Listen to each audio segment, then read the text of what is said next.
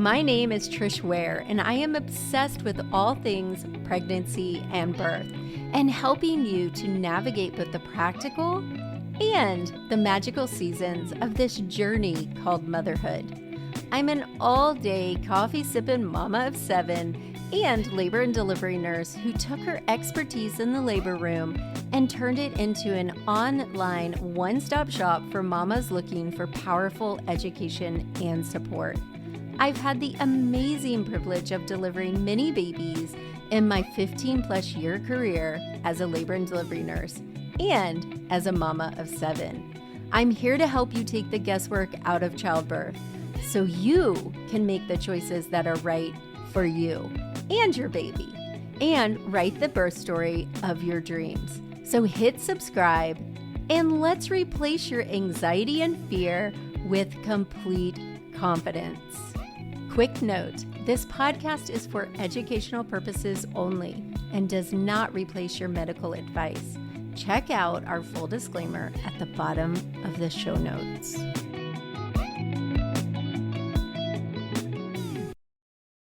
Today's guest is one of my students, Quincy, and I'm so excited to have her here today because we really got to know each other through our happy hours and our weekly hangouts. And I feel like she has some really valuable information for you guys as you prepare for this new journey into motherhood. So welcome, Quincy. Hi, thank you for having me. Oh, I'm so excited to have you here. And I really want to talk about like real things because inside of our community, inside of our membership, we get real. We don't fluff around. So I'm super excited to have you because I feel like there's so much value in some of the things that you've brought to our community and some of the ways in which you've helped other moms navigate like real mama feelings, not the Yeah. fluff, not the stuff we're told we're going to feel, but the real ones. So let's go ahead and start. And I want you to talk about your first birth Okay. and we'll go through that. And then we'll talk about the most recent baby. Okay. Okay. So, my first birth, my pregnancy was really hard. I was really sick. And then at 33 weeks, I was diagnosed with preeclampsia, mild preeclampsia. They sent me home, told me to eat a ton of protein, a ton of rest, drink a lot of water. I had to go in every other day for an NST. And I made it to 35 weeks before it just got out of control and my blood pressure was too high. So at 35 weeks and 3 days, they induced me, and I was on the max amount of Pitocin for 26 hours and nothing happened. After 26 hours, I was 2 centimeters. My blood pressure was like through the roof. And so the doctor came in and she was like, listen, this is what's happening. This is what your blood work looks like. This is your blood pressure is not getting any lower. You're not progressing. Would you feel comfortable having a C-section? And at first I was like, no, absolutely not. I'm not having a C-section. And then the midwife came in and she was like, listen, I had to have a C-section. Like sometimes these things happen. Your body is really not working with you right now. We need to keep you and your baby safe. And I think that the best thing for you would be to get a C-section. I was like, oh, dang, you're a midwife and you had to have a C-section. Like, it was okay. I'll swallow my pride. But so I had the C-section and it wasn't a terrible experience at all. And I think just because I wasn't exhausted from labor, I had been induced, but I slept. I didn't have any contractions or anything. So my C-section wasn't bad. Ripley, my daughter, was born. She was healthy. She just needed some time to figure out how to be able to eat enough to gain weight. And so she had a 2-week NICU. And after everything was fine, and then when we brought her home, the feelings of everything really hit. And that's when I started to feel I didn't realize it was postpartum depression. I didn't realize what was happening, but everything manifested as OCD. And I started to do really weird things, have really weird tics.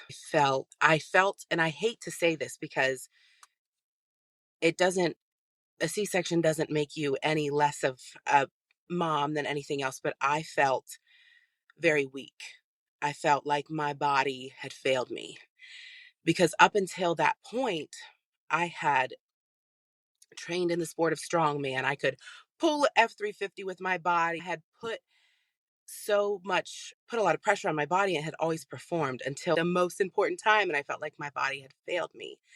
And so I really struggled after her birth, just accepting myself. So, yeah. But I also want you to share with you had some, like, feelings, and we've talked about, like, what you felt happened during the pregnancy, but also your connection with the baby as well. Oh, yes. So, I don't know if it was the unexpected pregnancy, if it was the disappointment in my body because of the C-section, if it was the separation while she was in the NICU and I was at home. Postpartum Um, depression.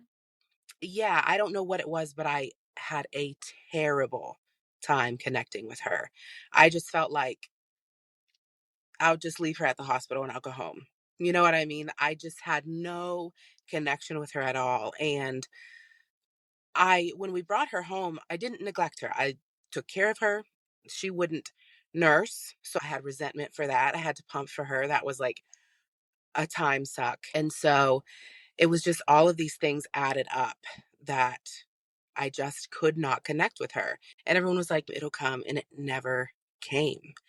And when it really was like, okay, there's a problem, my husband deployed when she was, I think, 11 months old.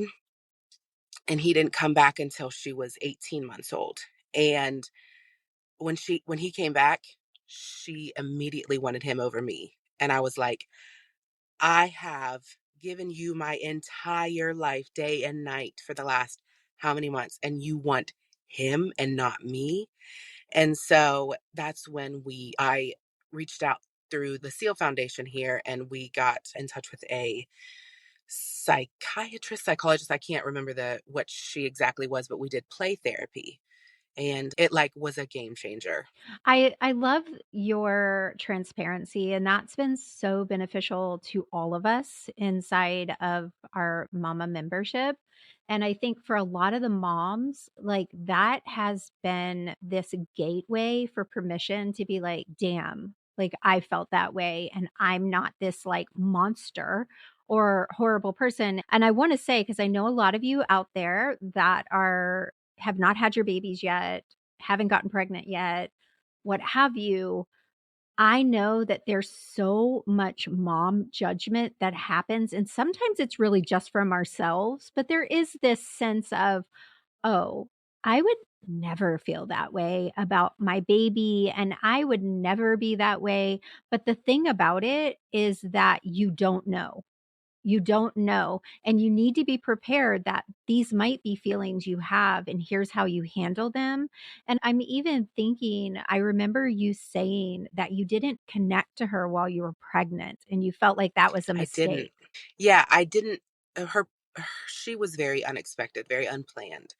And before I got pregnant with her, I was not going to have children. And I had been told that I had polycystic ovarian syndrome and it would be really hard for me to get pregnant. And I just accepted. My husband is in the military. We're just gonna move around and travel and have fun. And we bought this teensy tiny house and we just had our dogs. And And you're then pulling trucks. I was training for a I can't strongman even. competition. I was doing my own thing, and then, oh my gosh, I'm pregnant. And we didn't find out the gender while I was pregnant. And so I think that if I maybe would have known, I might have been able to, like, put a name to her, because I felt the whole time I was having a boy, I'm having a boy, I'm having a boy. And then they pulled her out and it's a girl. And I was like, Wait, what am what? I going to do with a girl?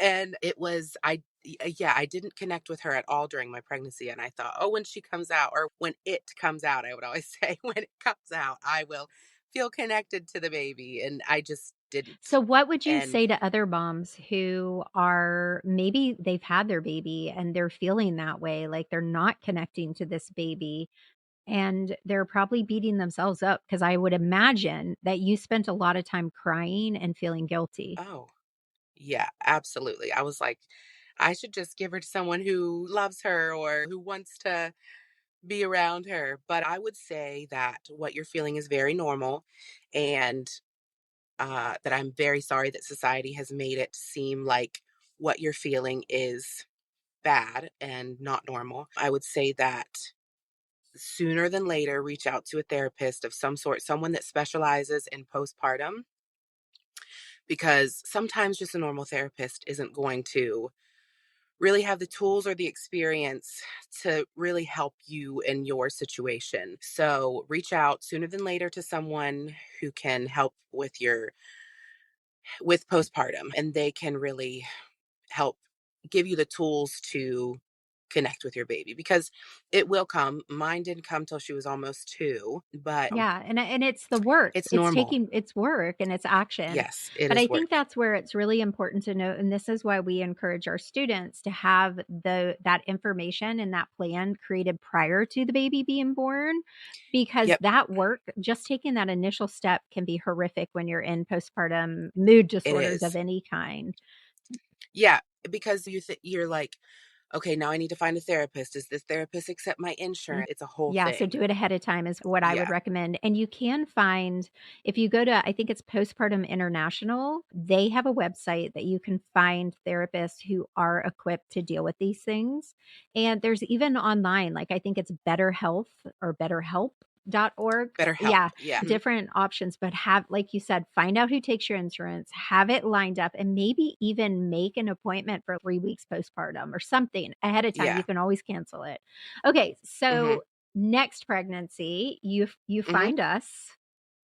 yes, yeah. I was next pregnancy was very planned. We had decided we're going to try for another baby. Got pregnant very easily. We were very blessed that way. And I was like, the whole time I was like, I'm gonna get this VBAC. I'm gonna get this VBAC. I was bound and determined. And I took your VBAC Lab class, and I also took early on in my pregnancy a train for labor class. And I did exercises my whole pregnancy to help train for labor. And I took Epsom salts baths every night. I meditated. I like was And you going to get this attended VBAC. happy hour every Monday. I Yeah. did, yes, I attended happy hours, I took your class.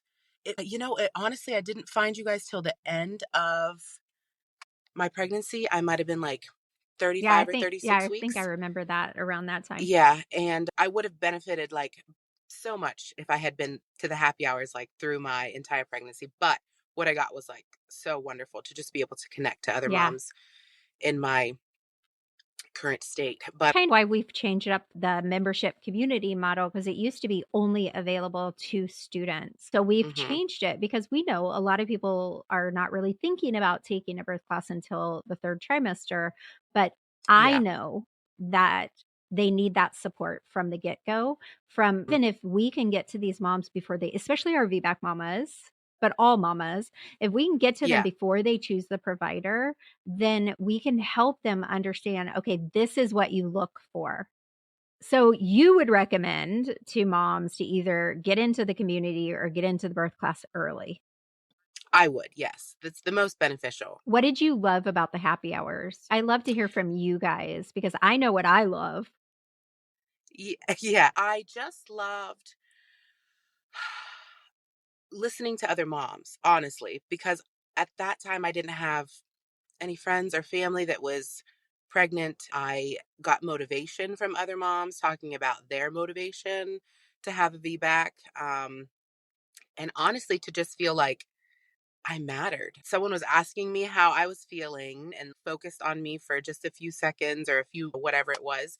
It was good. It was like a nice little refresher on Mhm. Monday. And you know what I love, and I feel like it was a benefit that I didn't see coming because obviously I thought, oh, this is going to be great. They're going to have access to a labor nurse and a doula and all that information. But what I really loved was your access to each other. And so if someone was farther along from you or you were farther along of someone else and you're dealing with maybe something ridiculous that your provider, Mhm. unexpected roadblock, the other moms were able to say, "Oh, wow, this is how Quincy navigated this, and this is what she said Yeah. and did." When it Mhm. happened to them, they were like, "Oh, hell no." Yeah. Yeah, and I've been very blessed with my provider group. They were always wonderful. Like, I never had an issue with anything, any appointments, no pushiness, nothing. I was always very lucky with that. My provider group was, like, That is amazing. a blessing. Okay, Yeah. so now we're ready to have new baby, and I'm not saying Okay. what baby is or any of that. I'm gonna let you do Okay. all that. Okay, so baby number 2, we didn't find out we were having again, but I knew this time I needed to connect with the baby. So every night I would go to work. I worked in the evenings. I would talk to the baby. I would fantasize about the baby. I would just like really focus on the baby. And I was like, I just got to get to 37 weeks. I just got to get to 37 weeks. I was really trying hard to keep my blood pressure down, keep it super active. My pregnancy was really easy, no sickness. I made it to 37 weeks and I was like, okay, any day. And then 38 weeks, 39 weeks, 40 weeks. I didn't go. I had two sweeps.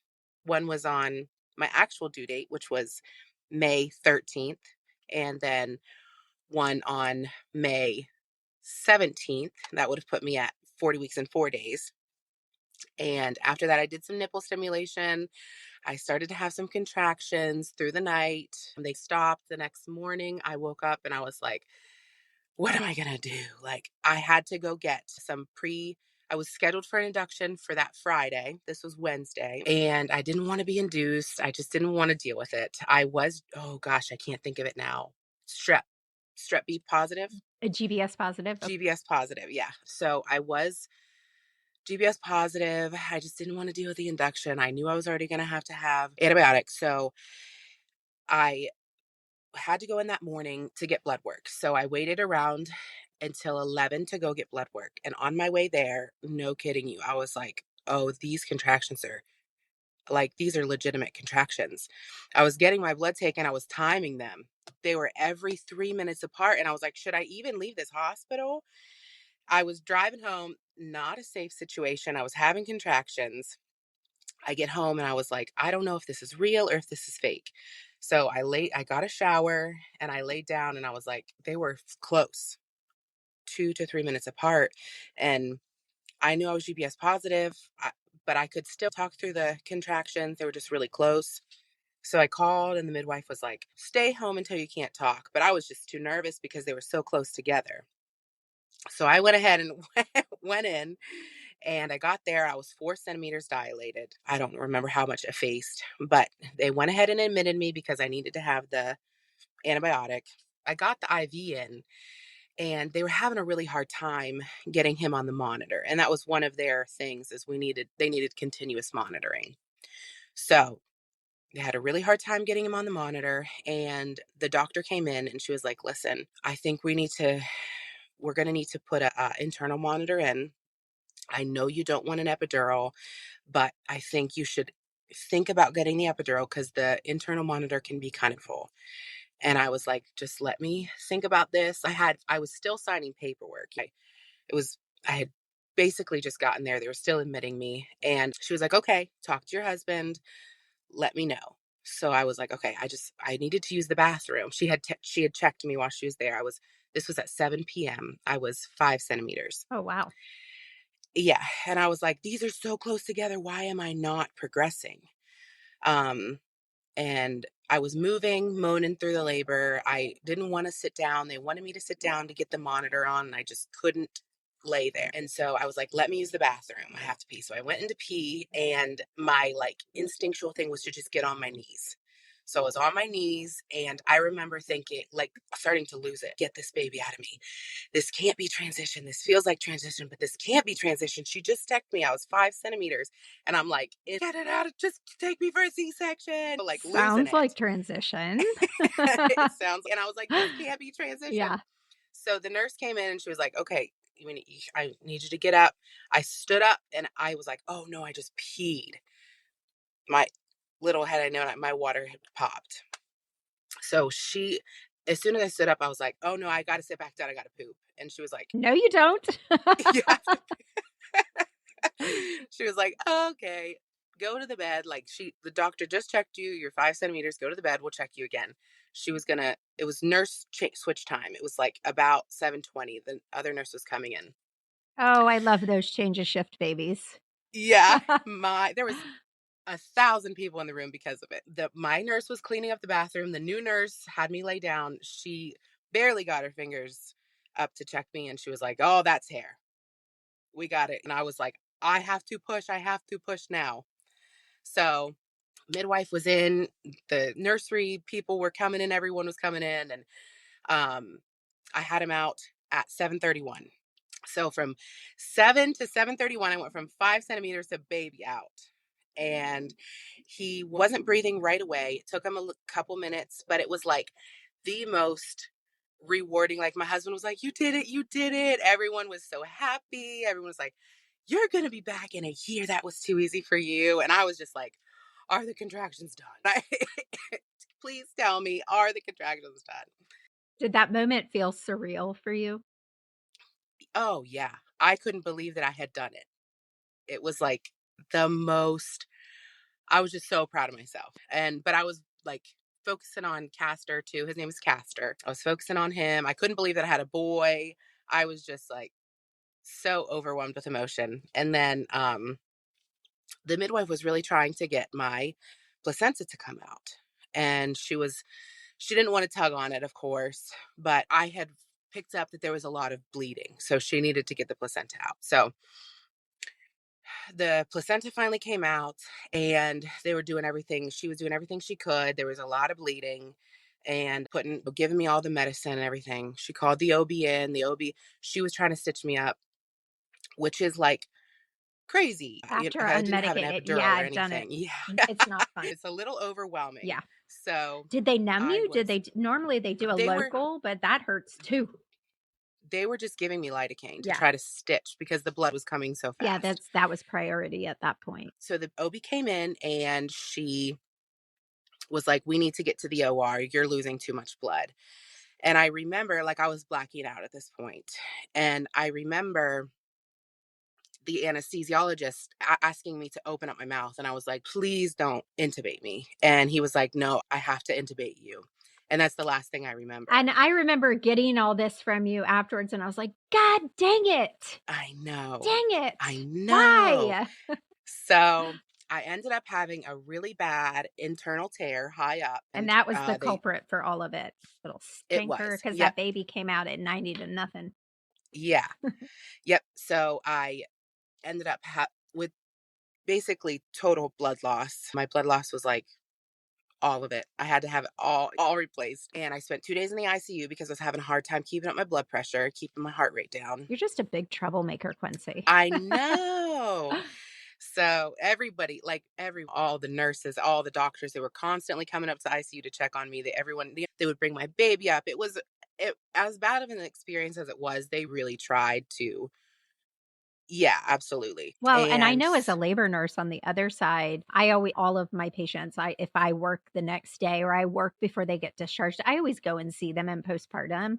But it yeah, is especially such a beautiful birth to I have know. And it then with take this that dark turn. Yeah, to cloud. have it Yeah. take that turn. I'm sure they were all Yeah. like, "Damn." Yeah. I spent a couple days then after that in labor and delivery, and I went home, and it's been a rough recovery, but I'm like 7 months out now, and things are going back to normal. I'm in pelvic floor therapy and things like that. So things are falling back into What about place, but baby? he's been the worst baby. But have we he bonded? Oh, yes, we Okay. are super bonded. We spend all day together he's always on me. No, we just had some problems in the beginning. He cried a ton. I think we had talked Yeah. about it. He had milk soy protein intolerance. Ugh. It Grayson had was, the same thing. It was oh hell. my And we gosh. lived in for better words, a hotel, basically 9 of us because we were in transition of moving, Oh my God. and he It's screamed and unlike any screaming that screamed. I've heard. Yes. Yes. And I felt so horrible because he was baby Mhm. number 7, and I was like, "Why can I not console this kid?" Oh, I can only imagine. Yeah. Yeah. It was a really rough 5 weeks. So, anyway, He's super sweet. We are super connected. We have a great breastfeeding. We've had a great breastfeeding journey. It was the I had to supplement until he was 8 weeks old because of the blood loss. Yeah. My body just didn't really make milk as fast as it should, but we've recovered. Everything's fine. And the big question is, what does Ripley think of him? She is the proudest big sister. She goes to the store and this is my baby brother. I'm a big sister. Like she loves to play with him. She loves to make him smile. He's the smiliest baby now. But Nice. she's the best big sister. It was quite the transition, but she's handled it with grace. I love that. And I'm so glad that you came on, and I'm so glad that you've been so real with us. And for those of you guys wondering, she is hiding in a car recording the Yeah. podcast, and there's an airfield next to her. Yeah, Sorry about that, but that's okay.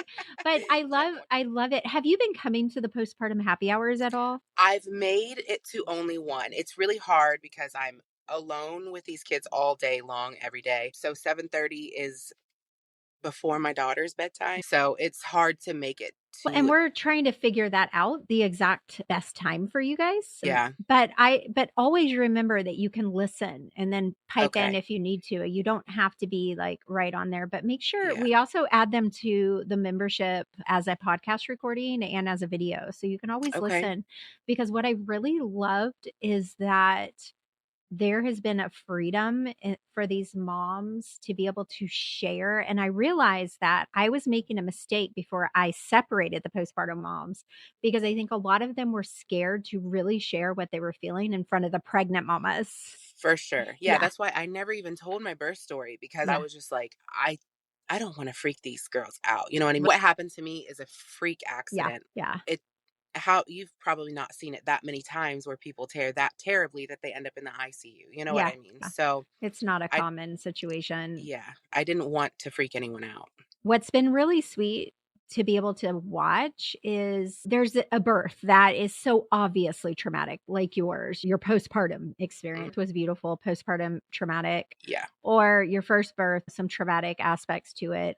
Whereas one mom is looking at another mom's birth and thinking, gosh, hers was so perfect. Why was mine so horrible? Why was I her so perfect? mm, And I think what's been really sweet is that even the moms who seemingly had a perfect birth, they need a space to be able to share, like, yeah, it may look perfect, but this happened to me and I felt this, and this is valid, and this is yeah. real. Mm, That's been there's been so many tears, and just yeah. the motherhood side of it, like being Yeah. able to say, this is what I'm struggling with, mommy Yeah. life. I think just postpartum in general is tough. Just whether you're going from 0 to 1 kid or 1 to 2 or 2 to 3, it's always a transition and the hormones and the expectations. And I don't think that motherhood was designed to give you a baby and put you in a house all by yourself. We don't have villages like we used to have. We don't have our family around, our friends around. And I think it's just really hard on us. You know what I mean? I agree. And for myself, because my oldest is 32, my youngest just turned 8.